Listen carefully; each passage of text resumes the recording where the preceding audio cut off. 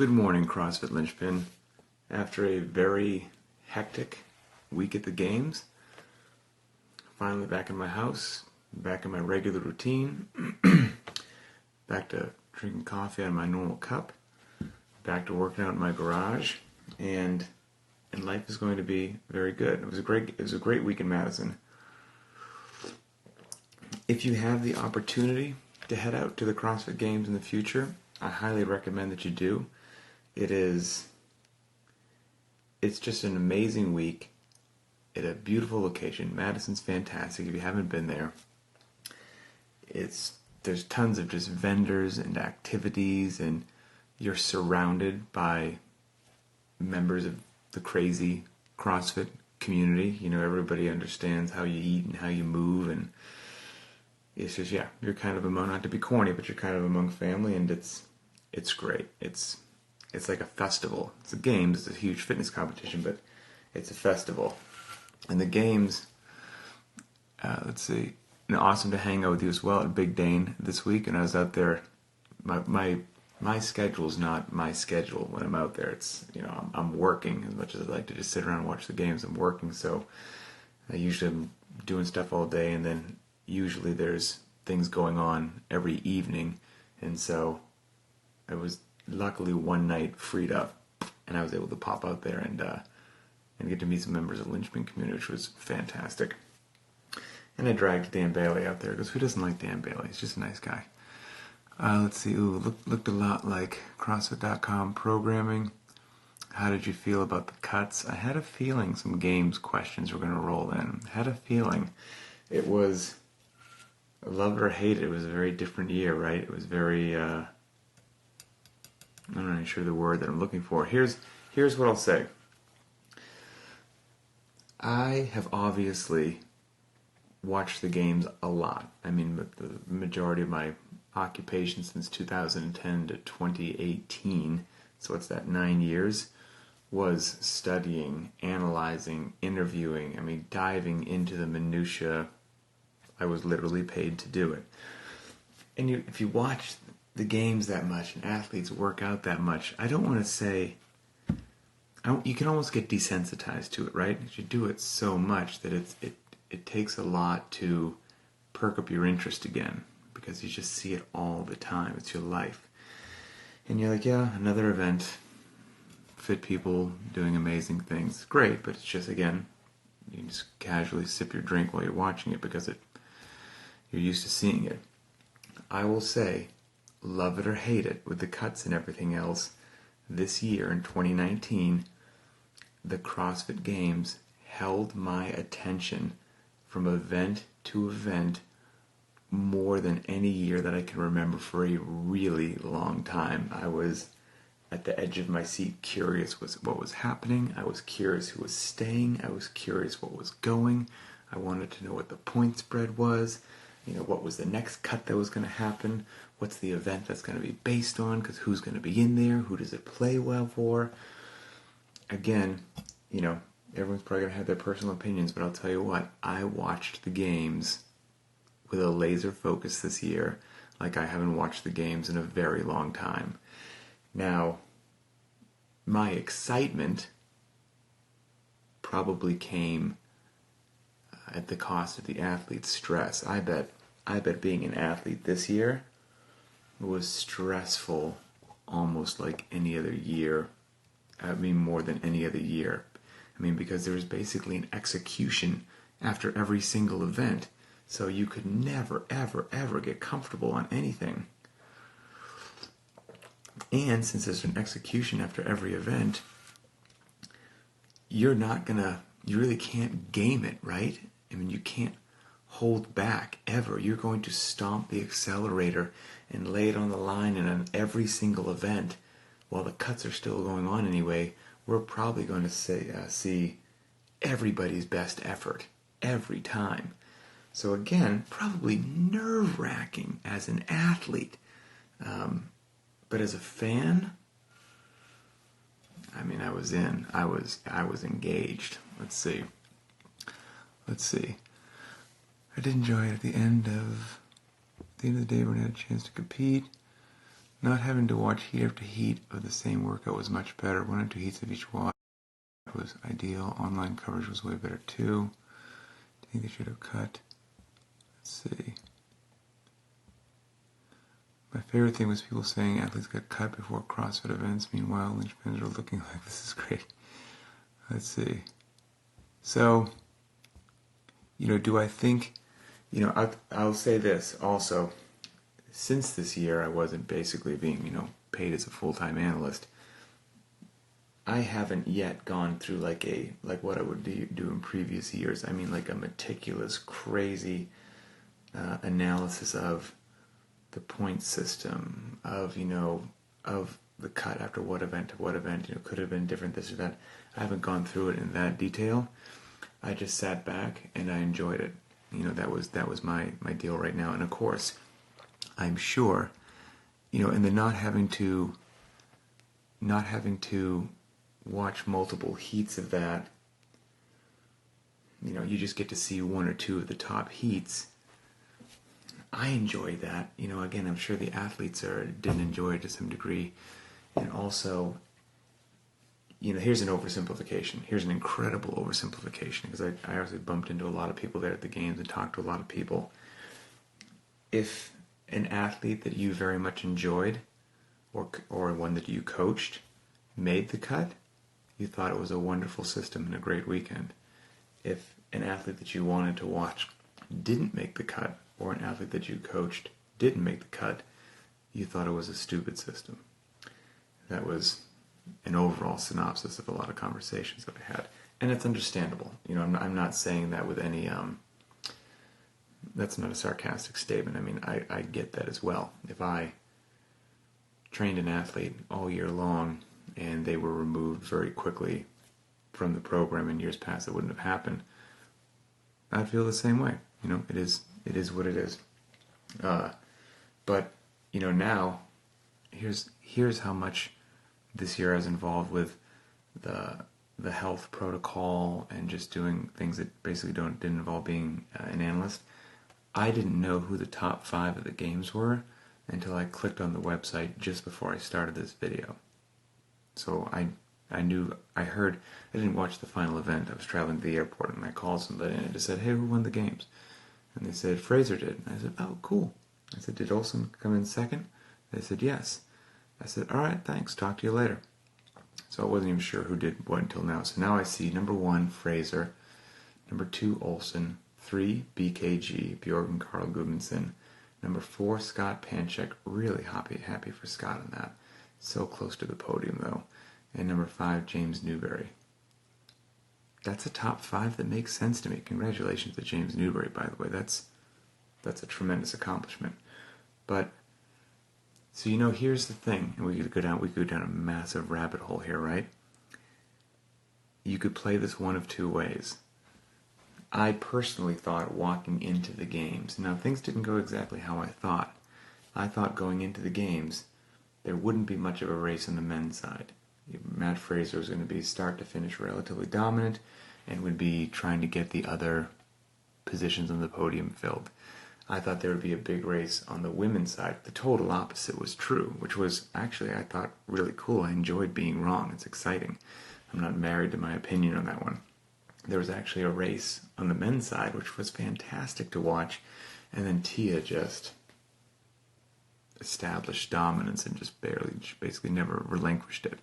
So now, in hindsight, right, totally new year, and I genuinely don't care if you like it or don't like it. We're living in a wonderful free world. You're welcome to like the new system or not like the new system. It is what it is. But if I didn't know what the new protocol was, and I just had to look now at the end result, if the end result of the games was to crown the fittest on earth, and I looked at the leaderboard right now, and I saw some bizarre name that I'd never heard of, that might still actually mean that the test worked, because maybe that person was, no kidding, the fittest person in the world. But when I look at it and I see Fraser 1, Olsen 2, BKG 3, Scott Panchek 4, James Newberry 5, it's a top 5 that seems to make sense, really. They might have got there in an interesting way, in a way that caused a lot of stress or whatever it happened to be for some folks. But that's a top 5 that makes sense. This will be a live thing right now. I don't know who the top 5 for the women are. I know that Tia-Clair Toomey won, and I don't know anything else. So now I'm going to click on, switch the division to women. Why is my computer not working? Okay, here we go. Women Games 2019. Number 1, Tia-Clair Toomey. That's all I knew, so you're seeing in real time. Number 2, Kristen Holte. No kidding. That is very cool. That makes me very happy. I'm a Holte fan for a long time. And she's another... Sam Briggs is my all-time favorite athlete. Men or women, doesn't matter. Samantha Briggs, she's my athlete. For her capacity, for her grit, for her determination, but also for just her mental toughness between the ears. She competes so well. But she doesn't chase the spotlight. She doesn't crave attention. She doesn't want to be just an Instagram celebrity. She's understated, and she's cool to all the other competitors. She's fun to hang around with. And I think Kristen Holte kind of falls into that category of just silently does her work, isn't interested in the fame or attention, is just a genuinely really good person. So I'm quite happy to see Kristen Holte there in second place. Jamie Green, that is awesome. Jamie Green had a strong performance all week long, so that makes perfect sense to me that she's there. I mean, she didn't really have too many stumbles at all. David's daughter, good on her, battled her way back to 4th. I mean, she was not near the podium for quite some time, and now to end up in 4th, that's great. Carrie Pierce in 5th, that makes sense to me. So once again, we got there in an interesting way, but if you said here's your top 5. Toomey, Holte, Green, David's daughter, Pierce. That makes sense to me. That doesn't seem bizarre. And Haley Adams in 6th. Wow. Haley Adams, first time competing as an adult. She's been in the teen competition. Now she takes 6 worldwide. And in this cut system and everything, she makes all those cuts. That's crazy. Amanda Barnhart in 7th. Fantastic. I'm a huge Barnhart fan. That's excellent. So anyway, long story short, I'm sure over the course of the next, I don't know, week, 2 weeks, we'll have a lot of people who enjoy writing blogs and enjoy letting the world know what they think will weigh in heavily one side or the other as to whether or not this year at the CrossFit Games the changes were wonderful or the sky fell, it's awful, and whatever it is. And I look forward to seeing some of them. And here's the only thing is that I hope is if somebody didn't like the changes, that's cool, so be it. But don't just write, they were stupid, blah, blah, blah, basically a bunch of nonsensical, non-fact-based, just babbling. If somebody says, hey, I saw it, didn't like it, I think it could be done better with ways 1 through 5, and here is what ways 1 through 5 would do. Here's how they would work. I've actually thought this out. That's an interesting article to read. It'd be cool to do that. So I enjoyed it, and again, if you can get out there and enjoy the games, have a blast. I met a ton of Linchpin folks just walking around, and it's so funny. The games are a great spectacle. I enjoy watching them. Every time I watch the games and every time I walk away from the games, all it does is solidify my focus and my desire for CrossFit Linchpin to keep doing exactly what we're doing. We're not going to do anything different. There's crazy folks out there that want to do that to themselves and to their bodies for sport and challenge and our entertainment, and I'm happy that they do. But we will continue to do, embrace intensity over volume and train for a long, healthy life. 1 hour a day, 1 workout a day. that is all you need to do to be way more fit than anything that you're going to face in the real world, because the Games isn't the real world. The Games is a man-made competition that will just punish people like no other. So we're going to keep doing what we're doing, which is great. And I also bumped into a lot of people who were members of the private track and very much just said thanks for the scaling and the education and whatnot, and it's my pleasure. We'll keep doing that, so it's going to be good to go. So let's see. What, that the Brooke Wells thing, I saw that comment a second ago from Hunter Living. Brooke Wells was the top 10 the entire time. That 10-second penalty was why she was eliminated. That's a bit harsh of a penalty for a sprint event. I know that she could assess that penalty, and here's the difference between me not being an analyst this year and casually watching the games with folks while I munch on some lunch, is I don't know a lot of the details about that penalty. I'm not exactly sure why she was assessed a penalty, and I'm not exactly sure, I guess it was, like I said, it was a 10-second penalty that knocked her out. I'm not really sure if that was harsh or fair, because I'm not super read into what the whole situation was. I was just heard Brooke Wells received a penalty, and that bumped her out, and I said, okay, who's in the top 10 now? Obviously, I would have been a lot more into that had I been an analyst or had she been my athlete. So let's see. One or two more, then I'm going to go get myself a little breakfast. All right. The fewer heats, I enjoyed the fewer heats, and I enjoyed having fewer teams there. I can just tell you, it's tough. It's a lot of stuff to call, too. I didn't work the desk and be an analyst. But when there's just hundreds of people in the field, it's extremely tough to do. Let's see, what did you think of a tweet? Something like, and now we test for strength. I'd rather seen a larger group, 20, at least that long. Ben Smith 2828. What did you think of the tweet? Something like, and now we test for strength. Who sent that tweet? I'm not sure. I'm not quite sure what you're saying there. I think you're saying that you would have liked to see more athletes when the clean came up. If so, again, personal opinion, but I got to sit in the Coliseum and watch that event, and so I liked watching just that smaller group of athletes get to have their call and do that. And that first event, how nasty was that first event, man? It was absolutely crazy, bizarre. Okay. All right, well. Oh, I see the CrossFit Games account sent the tweet before the cleanup. Okay, yep, so they're saying there was a test of strength, and I guess you would have liked to have seen more athletes there. Yeah, potentially so, but again, I enjoyed that. It was good to go, and I just had something in my head that I wanted to mention, and now it's just gone. Dang it. Let's see if I can go back and see.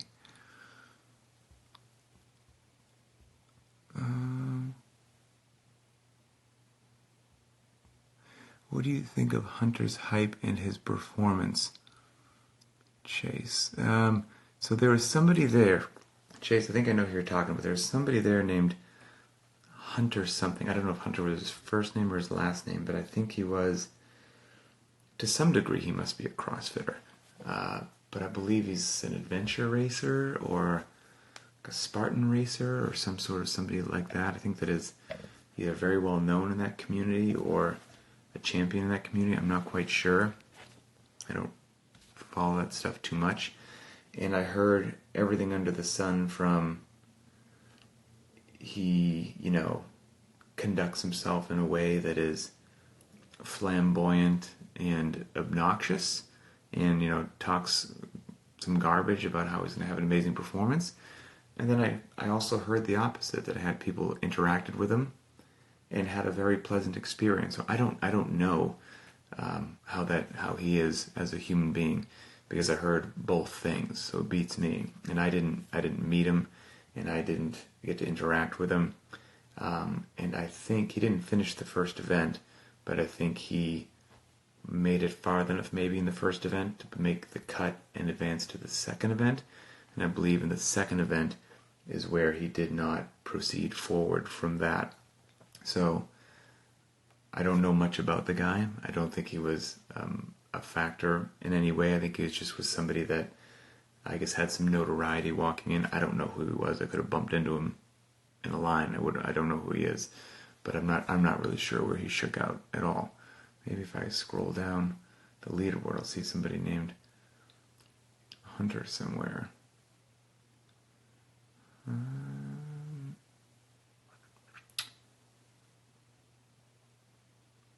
I don't have any clue where he is. I have to look for him somewhere else. Anyway, I've wasted enough of your time. I'm going to... let's see. Okay, so this is interesting. All right, we'll touch on this. Hunter McIntyre. Yes, that's the gentleman's name. I don't know where he shook out. Oh, Hunter McIntyre. He took 62nd. That's pretty darn good. I wouldn't mind taking 62nd at the games. So, yeah, he got cut, I believe, in the second workout. So, that's about all I know. That was something I heard a lot about, somebody's question right there of what did I think about such a high-level event, high-level skill event and strength event in the very first event of the games, right? So you have all these national champions and all these people from around the world showing up for the very first time for their games experience, and then the first event is 400-meter runs, which that's not out of control. 4 rounds, obviously. 400-meter runs, 3 legless rope climbs, and then 7 squat snatch at 185 for the men. What do you think about that for event number 1? Like so many other things, I have multiple thoughts on it. Do I like the event just as it is? Do I think that's a good event for the CrossFit Games? Yeah, I think it's a great event for the CrossFit Games. Somebody who has capacity and does well on that event probably belongs to be there. You know, they've got an engine, they've got strength. It's funny, that first event went down. This is why human beings are just fascinating creatures. Fascinating creatures to me. Some people saw event 1 and went, how dare you? Like, that is way too heavy. It's obnoxious. You knocked a bunch of these people out. Inappropriate. Shouldn't have done it. Far too heavy. And then there were other people whose fill in the blank, their favorite athlete maybe didn't make the cut after 2 or 3 or 4 workouts. And one of their critiques was, how dare you cut my favorite athlete before they've even had we haven't had a strength event, haven't had heavy weight, haven't had the opportunity to show how incredibly strong they are. So I heard both sides of the spectrum, and all I could think of when I heard somebody say the other one is, do you think somebody excelled at event number 1 by being weak? Do you think you're going to do 28 squat snatches at 185 pounds? Do you think you're going to do well in that event and not have tremendous strength? It's just the most ridiculous thing that I've ever heard of in my life. And as if doing squat snatches at 185 isn't hard enough. You know what makes 185 feel like 225?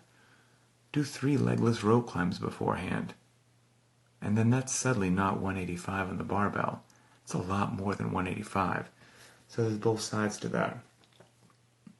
You are going to have lungs, and you're going to have bodyweight gymnastics capacity, and you are going to be ridiculously strong to excel at event 1. However, then you could also say, was that how we wanted to greet everybody from around the world? Then, I spoke to a lot of those athletes, actually. We had a dinner for them, for everybody that got cut. And so I was at a dinner, I can't remember what night it was, but I interacted with all of those members from around the world who showed up and got cut on event number 1. So here's what's interesting.